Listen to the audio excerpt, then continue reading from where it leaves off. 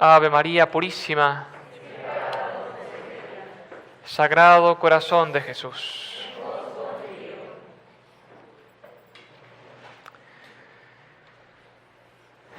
Qué fácil que nos es muchas veces mirar o juzgar tal vez también el corazón de quienes nos rodean, pero qué misterio tan difícil y cómo nos cuesta juzgar el propio corazón, el misterio del propio corazón, del cual salen todos los bienes y todos los males. Un día le preguntaban a la Madre Teresa de Calcuta, un periodista le dice: Madre, ¿cuál es el peor problema del mundo? Y la Madre le dice: el peor problema del mundo es usted y soy yo, le dice la Madre. Es usted y soy yo. Es decir, el gran problema del mundo es el propio corazón. Uno podría decir hoy en día, ¿cuál es el peor problema del mundo actualmente? Y podríamos responder, alguno dijera, el problema del mundo actual es la guerra. El problema del mundo actual es la enfermedad. El problema del mundo actual es los políticos corruptos, diría otro. Otro va a decir, el problema del mundo actual es que la juventud está perdida. Pero en realidad, el gran problema actual es el corazón del hombre. Porque de ese corazón, cuando se pervierte, cuando se corrompe, viene la guerra. De ese corazón vienen las enfermedades más terribles, que son las espirituales.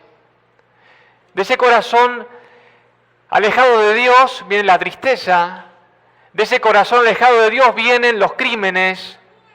Viene el aborto, viene la eutanasia, viene la destrucción de las familias, viene la corrupción de las costumbres, viene la perversidad en los jóvenes, viene la destrucción de la familia, viene la pérdida de la inocencia de los niños. Y es por eso que lo que más hay que cuidar y restaurar es el corazón del hombre. Y Cristo viene a restaurar el propio corazón. Y ahora bien, ¿qué es lo que degrada? ¿Qué es lo que corrompe el corazón del hombre? El pecado.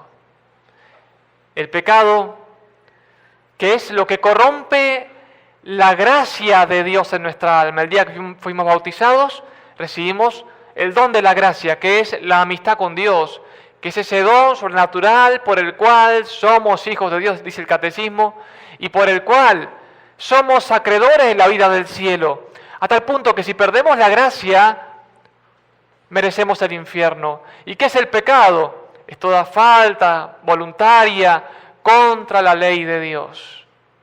Eso es el pecado. El pecado puede ser mortal o venial. Venial es cuando esos pecados en materia leve. El pecado venial enferma el alma, aunque no llegue a matarla. El pecado mortal mata el alma, a tal punto que si alguien muere desgraciadamente en pecado mortal, en pecado grave, el pecado grave es mortal. Si alguien muere en pecado mortal, qué terrible, se condena. Ese es el gran mal que no tiene solución. Una guerra se puede resolver, una enfermedad se puede curar, una tristeza se puede consolar. Pero la muerte eterna de un alma no tiene remedio. La condenación eterna no tiene remedio. El morir empedernido en el pecado mortal es el mal más terrible y que no se ve en nuestros tiempos. El pecado en un alma es ese mal que no se ve, pero ante el cual los ángeles tiemblan. ¿Qué hace el pecado en un alma? ¿Qué hace el pecado? ¿Qué nos sucede cuando caemos en pecado? Una vez había un santo que tenía la gracia de que su ángel de la guarda lo acompañaba cuando iba caminando y cuenta que iba pasando al lado de una persona ricamente adornada y este hombre, este santo, se acerca y el ángel se hace una vuelta bien larga, no pasa cerca. Y luego pasa al lado de una persona leprosa y el santo, esta persona le da un poco de reparo y tiende como a alejarse un poco y el ángel pasa por al lado de esa persona. Y le pregunta al ángel por qué había hecho eso. Y dice, porque esa persona primera, aunque estaba ricamente vestida, estaba en pecado mortal. O sea, el ángel se aleja, porque le da tanto reparo. En cambio el otro, aunque era un leproso, estaba en gracia de Dios. El pecado ensucia y degrada el alma. Nos hace sentir el pecado como se sentían Adán y Eva luego del pecado original. Se sentían indignos ante Dios. El pecado nos deja en esa terrible indigencia. El pecado ata, esclaviza.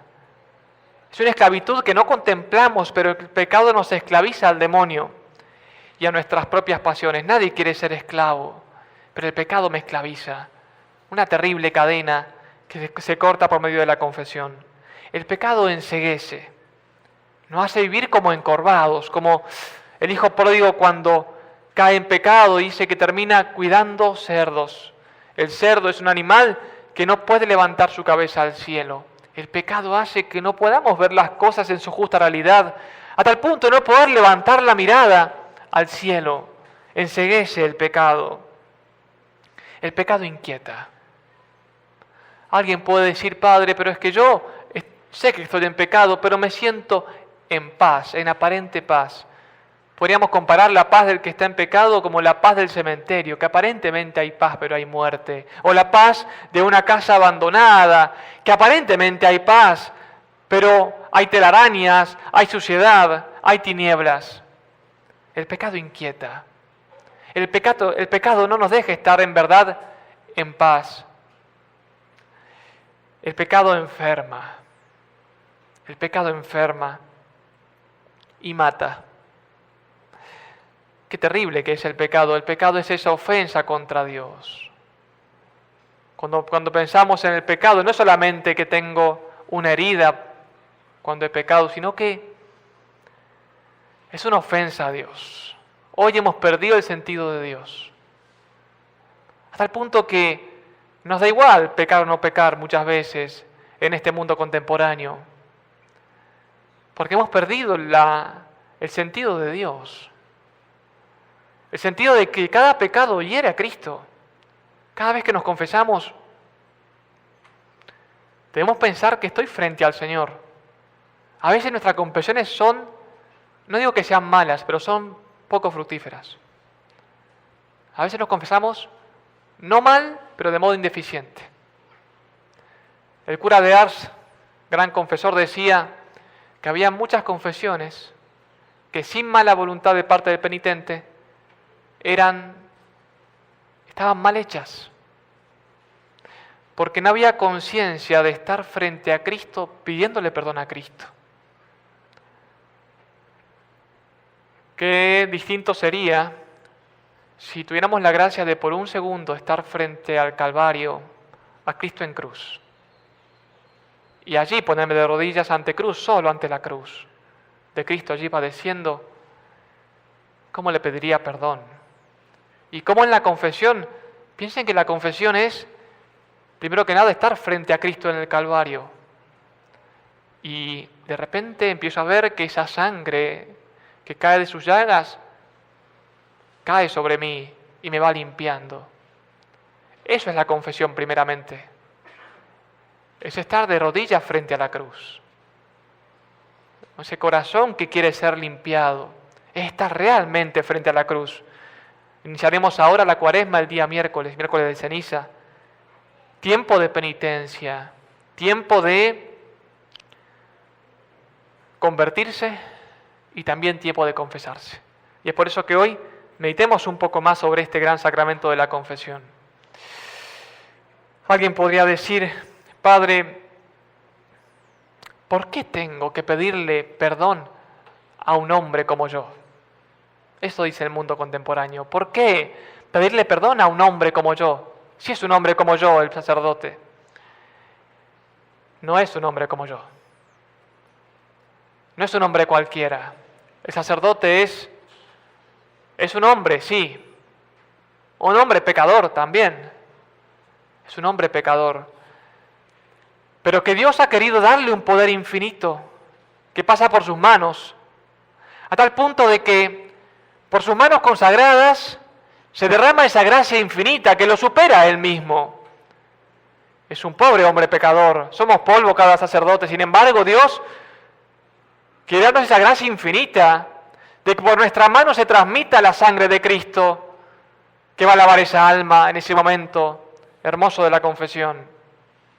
Por eso no voy al Padre a contarle, voy a hablarle a Cristo, voy a ponerme de rodillas frente a Cristo en persona del sacerdote.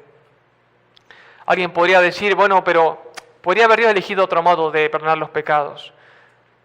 Alguien dice por allí, Padre, yo me confieso con Dios. Yo le digo a Dios directamente con Dios, pero no al sacerdote. Pero es que Dios quiso el medio de que la confesión sea por el sacerdote. Cuando le dijo a Pedro y a los demás apóstoles, tú eres Pedro, sobre esta piedra edificaré mi iglesia. Todo lo que ates en la tierra quedará atado en el cielo. Y todo lo que desates en la tierra quedará desatado en el cielo. Absolver significa desatar. El pecado, decíamos, nos ata con una cadena terrible al demonio y al infierno también, el pecado mortal. El pecado venial también nos ata. Y la absolución, absolver es como que el Padre dijera, yo te desato, yo te absuelvo, yo corto esas amarras. Poder infinito. Y alguien podría decir, Padre, ¿y por qué Dios no eligió a un ángel, que él sí no tiene pecados, y no a un hombre? Es que un ángel no sería capaz de compadecerse. El sacerdote, que también es pecador y también es hombre, puede más fácilmente entender lo que es el corazón de quien está allí arrodillado. El sacerdote debe aprender a llorar por sus pecados, pero también llorar por los pecados de quienes se confiesan. El cura de Ars, una vez confesando, el penitente le pregunta, Padre, ¿por qué llora? Y el cura responde, lloro porque tú no lloras. Y es por eso que tenemos que rezar para que cada sacerdote sea en verdad padre cada vez que confiesa, como el padre del hijo pródigo. Y alguno dirá, Padre, pero ¿por qué no eligió Dios entonces mejor un muro, como el muro de los lamentos? Que no vaya, deje su papelito con sus pecados y ya. Y más fácil, dijera alguien por allí.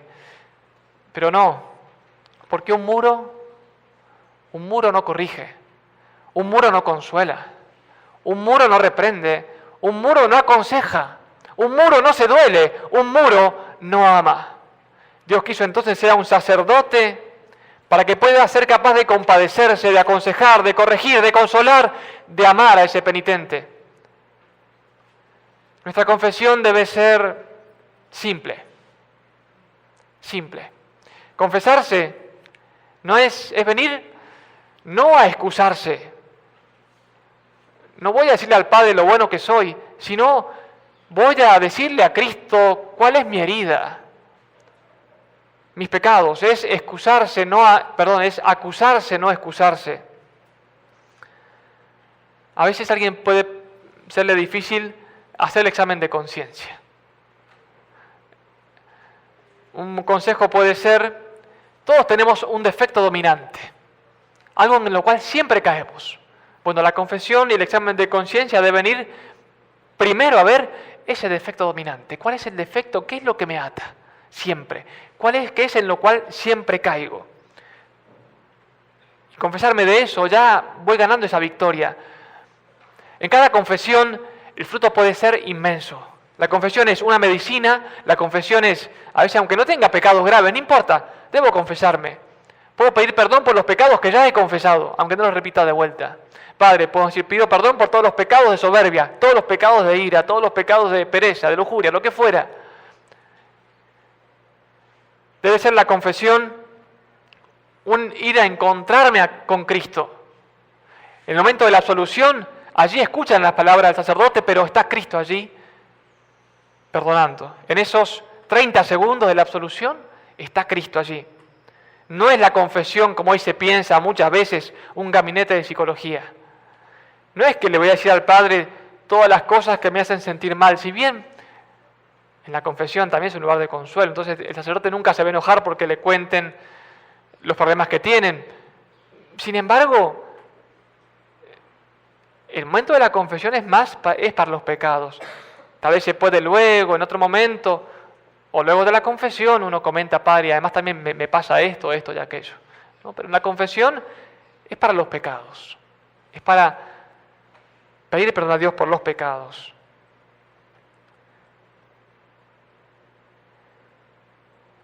Importante confesar siempre todos los pecados mortales. Si me callara un pecado mortal, la confesión es inválida. Si por vergüenza me callo un pecado mortal, la confesión es inválida. Y además, es un pecado mayor. Es un pecado mayor. Y es muy conveniente confesar también los pecados veniales. Disposiciones para confesarme bien, estar arrepentidos.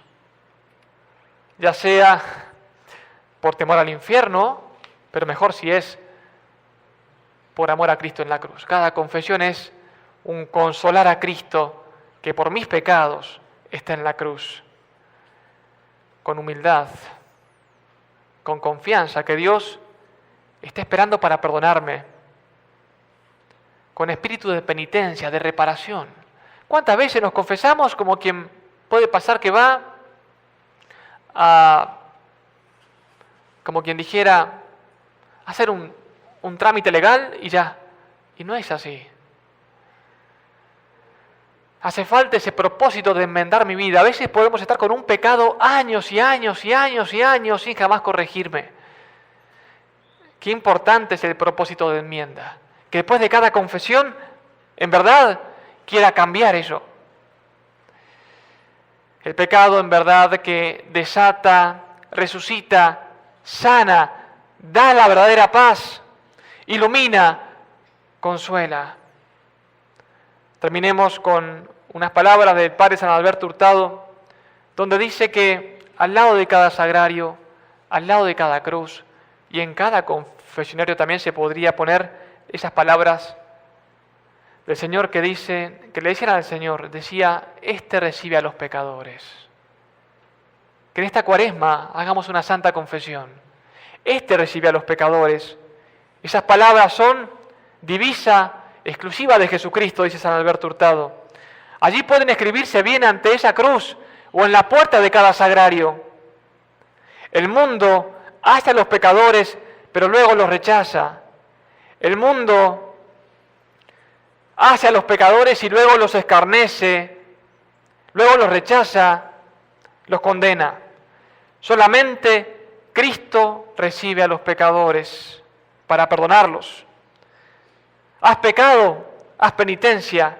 Has pecado 1000 veces, haz penitencia 1000 veces. A tu lado se pondrá Satanás para desesperarte.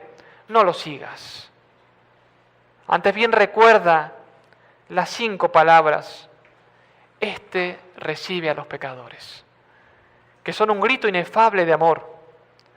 Son efusión inagotable de santidad y de misericordia. Y son promesa inquebrantable de perdón. Decían de San Juan Bosco que todos los que con él se encontraban, dice, experimentaron lo que era el amor de Padre. Hoy que vivimos una crisis de orfandad, en cada confesión Dios se muestra como Padre. Y es por eso que San Juan Bosco le decía a sus jóvenes, les decía, procura hacer una buena confesión y nos encontraremos juntos en el paraíso. Pidamos a la Virgen en esta Cuaresma que nos conceda la gracia de hacer santas confesiones, recordando aquella imagen de la Virgen al pie de la cruz.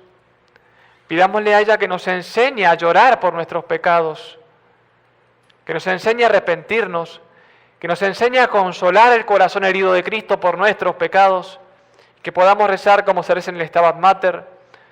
No me rechaces, Señora, déjame llorar ahora, que comparta tu quebranto y te asista en la tristeza. Que junto a tu cruz me ampare y que nunca me separe de ti ninguna flaqueza. Ave María Purísima.